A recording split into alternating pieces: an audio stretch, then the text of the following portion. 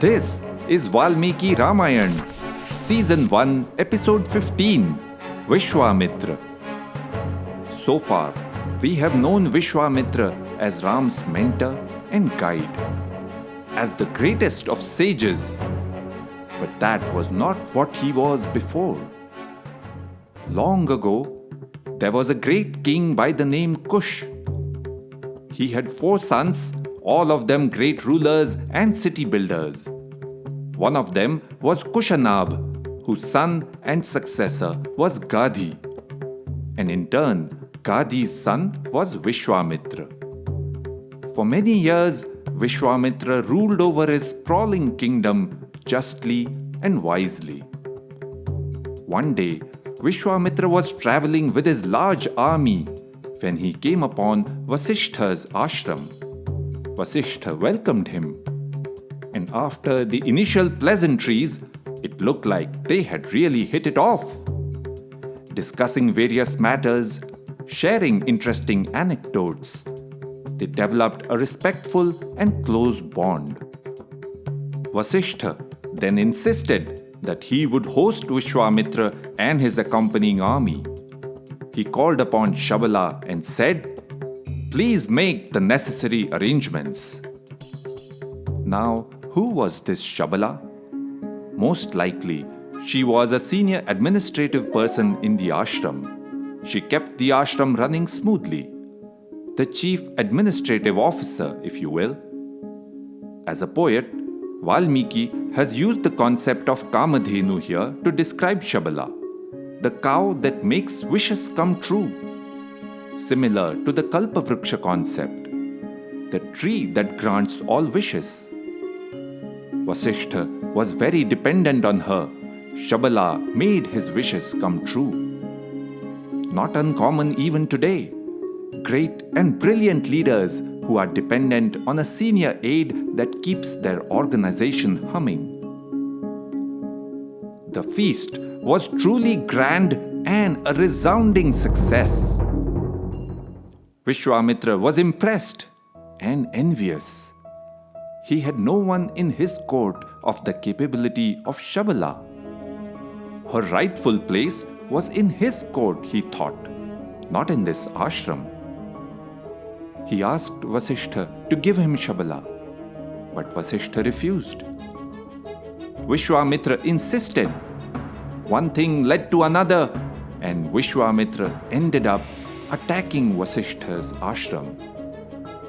Surprisingly, Vasishtha and his supporters in nearby communities managed to repel Vishwamitra's army. His pride wounded, Vishwamitra then set off to acquire knowledge of all weapons, Dhanurved, Astras and Shastras from Shiva himself. After many years of tapasya, he was successful and returned to attack Vasishtha once again. This time, the force of the Astras was such that the ashram and the forest around it was burned down. All the Munis ran helter-skelter and fled. But Vasishtha was unscathed. His Brahmadanda, or internal strength, protected him. Vasishtha taunted Vishwamitra to throw at him his most powerful astras. Vishwamitra used them all, including the deadly Brahmastra. But all their powers and energy were negated by the energy radiating from Vasishtha. Vishwamitra realized that internal strength was superior to external weapons, and he vowed to acquire for himself the same Brahmatej, internal energy that Vasishtha had demonstrated. And so he set off. Dakshinam disham gatva tatapa paramam ghoram. He went down south and performed severe tapasya. After a few years, he went to Pushkar and continued his penance. There, he fell for the beautiful Apsara Menaka and got distracted for a while from what he wanted to attain. When he realized that his desires still controlled him rather than the other way around, he refocused on his goal and went north to the Himalayas. This time, when the Apsara Rambha tempted him, he was not swayed, but he cursed Rambha for trying to distract him from his tapasya, and no sooner had he uttered the curse, he realized that he had tripped once again. Ashaknuvan dharayitum kopam santapamatmanah. He was distressed at his own inability to contain his anger. He was making progress, but had yet to cross the final frontier of anger. Over the years, he had gone from being a king to becoming a rishi and then a maharshi.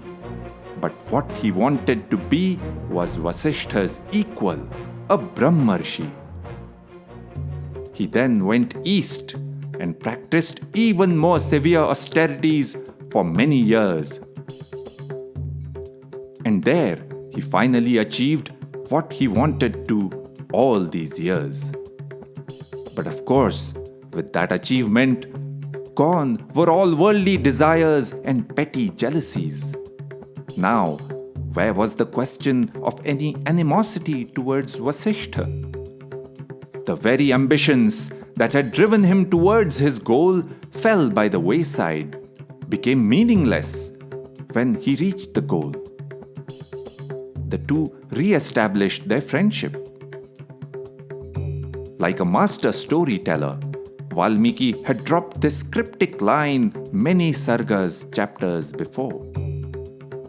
Vasishtha was counseling Dashrath as to why he should send Ram with Vishwamitra. After telling Dashrath about Vishwamitra's great powers, Vasishtha had said, Nainamanyah puman vetti nacha vetsyanti kechana.